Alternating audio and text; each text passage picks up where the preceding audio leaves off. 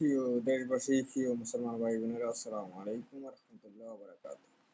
দেশ প্রবাসে আমরা যারা আছি বাংলাদেশের সবাই প্রতি আসসালামু আলাইকুম রহমতুল্লাহ বারাকাত। আজকে আজকে বিশেষ করে আমাদের যেই মুসলিম কান্ট্রিগুলোর মধ্যে যেই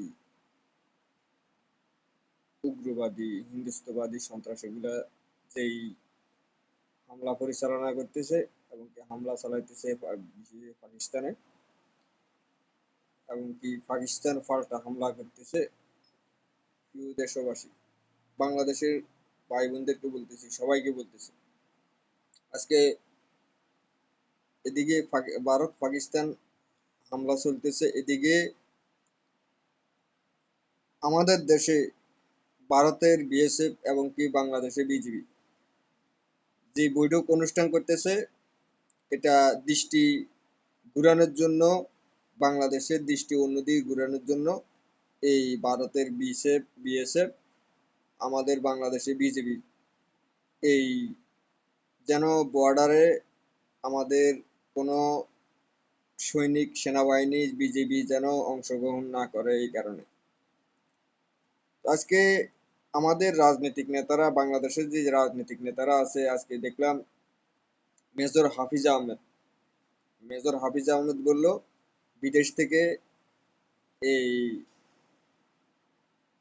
মানুষ আনি সংস্কার করব, এই সংবিধান তৈরি করব। কেন? আমি বলতে চাই, বিদেশ থেকে, ভারত থেকে এবং কি লন্ডন থেকে লোক আনি কেন নির্বাচন করতে হবে? বা লন্ডন থেকে, ভারত থেকে লোক আনি কেন এই নির্বাচনের, এবং কি নির্বাচন করতে হবে এবং কি সংবিধান বাতিল করতে হবে বা ৭২-এর সংবিধান বহাল রাখবে? আমি মনে করি যে ৭২-এর সংবিধানের নাটক নাটক বন্ধ করতে। আজকে ভারত পাকিস্তানের যুদ্ধ বাজার মানে আমাদের বাংলাদেশের লগে যুদ্ধ বাজা। আজকে ভারত পাকিস্তানের যুদ্ধ বাজা মানে আমাদের নাগরিকদের যুদ্ধ বাজা। আজকে প্রথমে ভারত পাকিস্তানে হামলা চালানো শুরু করছে। এখন ভারত যখন হামলা স্টার্ট করছে, তখন ভারতের তো প্রথম দফায় আজকে আগে রাফাল বিমান সহ সব ধ্বংস করে দিচ্ছে। এখন ভারত দেশ পাইতেছে না কোন বিমান দিয়ে হামলা করবে। কিন্তু যখন ভারত হামলা করে দিছে, ভারতে পাকিস্তানের বিরুদ্ধে লাহোর সহ করাচি সহ হামলা শুরু করছে। এখন পাকিস্তান হামলা শুরু করে তাদের সেনাবাহিনী একমাত্র ৫০ জনের উপরে নিয়ে হত্যা করিয়া লইছে এই মুহূর্তে। তবে এর ভিতরে ৩০-৪০ জন প্রথম দফা ভারত হত্যা করছে তাদের সেনাবাহিনী লোকজন। এর পরবর্তীতে হামলা শুরু হয়েছে, পরবর্তীতে হামলা শুরু হয়েছে। এখন এই হামলার মধ্যে পাকিস্তান খুব জোরে সোরে হামলা চালাইতেছে। এখন কাশ্মীরের সেনাবাহিনী, ভারতীয় কাশ্মীরের সেনাবাহিনী যারা আছে সব ফালাই যাইতেছে। ভারতীয় কাশ্মীর ফালাই যাইতেছে বিভিন্ন ভাগে। এখন ভারতের নরেন্দ্র মোদী কিভাবে কি হামলা চালাবে, কি কোন বিমান দিয়ে হামলা চালাবে, কোন মিসাইল দিয়ে হামলা চালাবে পরিকল্পনা করতে চেষ্টা করতেছে। কিন্তু দেখছে যে পাকিস্তান আগের বার তাদের রাফাল বিমান সব যুদ্ধ বিমান সব ধ্বংস করে দিছে।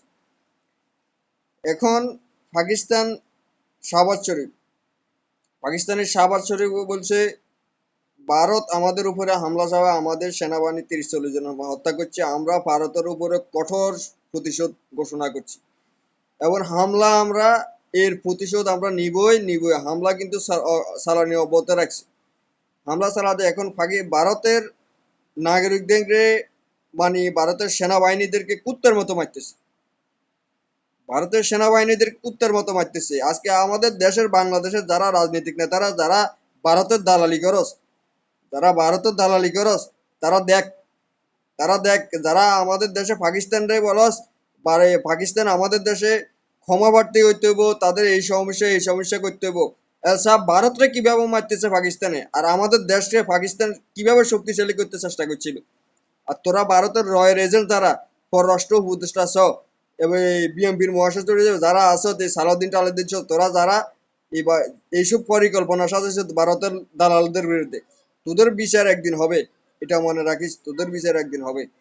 তোরা বাংলাদেশের অর্থনীতি তো ক্ষতি করছ। তোরা বাংলাদেশের নাগরিকের অধিকার হরণ করছে, এটা মনে রাখিস। আজকে ভারত পাকিস্তান পাল্টা আক্রমণ শুরু করছে বিভিন্ন জায়গার, বিভিন্ন সেনাঘাঁটি বা ভারতের বিভিন্ন বা সেনা হেডকোয়ার্টার সহ বিভিন্ন জায়গায় হামলা চালাইছে, বিভিন্ন জায়গায় হামলা পরিচালনা করতেছে। পাকিস্তান বলছে যে এই হামলা চলতে থাকবে, এই হামলা চলতে থাকবে। হামলা স্টার্ট করছে এই ভারত, আমরা শেষ করব। তো পাকিস্তান আগেও বলেছে আমাদের দেশ আক্রান্ত হলে আমরা হামলার মোকাবেলা করব খুব দ্রুতভাবে।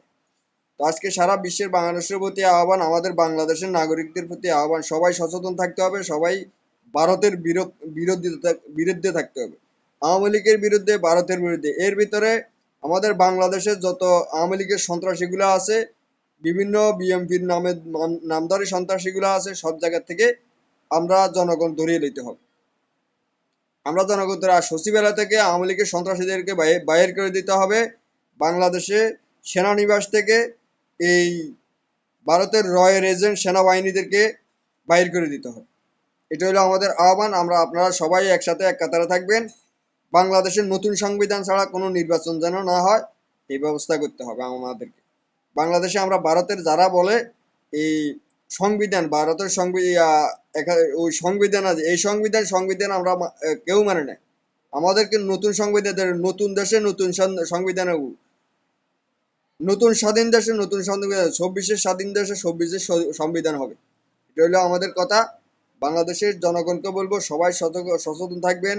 সারা বাংলাদেশে ডাকসু নির্বাচন হইতে বিভিন্ন জায়গার মধ্যে এখন মিটিং ছাত্র জনতার ভিতরে হাঁদায় এই আওয়ামী লীগের সন্ত্রাসীরা বিভিন্ন কার্যকলাপ চালাইতে চেষ্টা করবে। ইতিমধ্যে এই এসএলএম গ্রুপ তাই শেখ হাসিনাকে ২৫০০ কোটি টাকা দিচ্ছে। শেখ হাসিনা দাবি করছে ৪,৫০০ কোটি টাকা, ২৫০০ কোটি টাকা দিছে, এই আরো ২,০০০ কোটি টাকা বাকি রয়েছে। আমি বাংলাদেশের অন্তর্বর্তী সরকারকে সবাইকে বলতেছি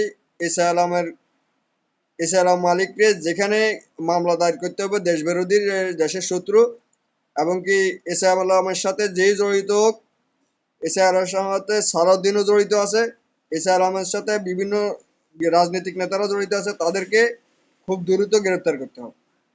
খুব দ্রুত গ্রেপ্তার করে তাদেরকে আইনের আওতায় শাস্তি দিতে হবে। এখনই সময়। ভারত পাকিস্তান যুদ্ধ শুরু হয়েছে, এখন আমাদেরকে আমাদের দেশ বাঁচায়, আমাদের দেশে থেকে রয়ের এজেন্টগুলো বাহির করতে হবে। আমাদের দেশের রয়ের এজেন্টকে বাহির করতে হবে। এই বিপিনুরও এখন রয়ের এজেন্টের কাজ করতেছে। আপনাদেরকে বলতেছি সবাই মিলি, এই বাংলা বিএনপির কয়েকজন নেতা ইতিমধ্যে সবাই প্রমাণিত হয়ে গেছে, এদেরকে রয় মুক্ত করতে হবে, আমাদের দেশ রয় মুক্ত করতে হবে। আমি ছাত্র জনতার প্রতি আহ্বান, এনসিপি জামাত বিভিন্ন দলের প্রতি আহ্বান, যারা ছাত্র দল করছে দেশের জন্য, জনগণের জন্য, নিজেদের জন্য, তাদের প্রতি আহ্বান সবাই মিলেই দেশ গড়াইতে হবে নতুনভাবে, যেন মানুষের অধিকার মানুষে পায়, এই ব্যবস্থা করতে হবে। আজকে দেখুন এখনো হামলা চলতে আছে, কিছুক্ষণ পরে হয়তো আমাদের বাংলাদেশেও খবর আসতে পারে। বাংলাদেশে কবে খবর আসবে এটা তো গ্যারান্টি নাই। বাংলাদেশে আমরা যে খবর পাই, এই খবর একদিন ২ দিন ধরে হয়, নইলে ২-৩ ঘন্টা পরে পাই। এটা হলো আমাদের বাংলাদেশের নিয়ম। তো আচ্ছা, সবার প্রতি আহ্বান, সবাই সচেতন থাকতে হবে। সবার প্রতি আহ্বান, আমাদেরকে নজরদারি দেখতে হবে ভারতের রয়েদের বিরুদ্ধে, এজেন্ট আমরা আর পাকিস্তানকে সহযোগিতা করতে হবে। পাকিস্তানের সব মুসলিম কান্ট্রির প্রতি আহ্বান, সবার প্রতি আহ্বান, সবাই সহযোগিতা করতে হবে। চীন, পাকিস্তান, এই চীন, ইরান এবং কি তুরস্ক, বাংলাদেশ সহ সবাই সহযোগিতা করতে হবে পাকিস্তান। এটাই তো আমার আহ্বান।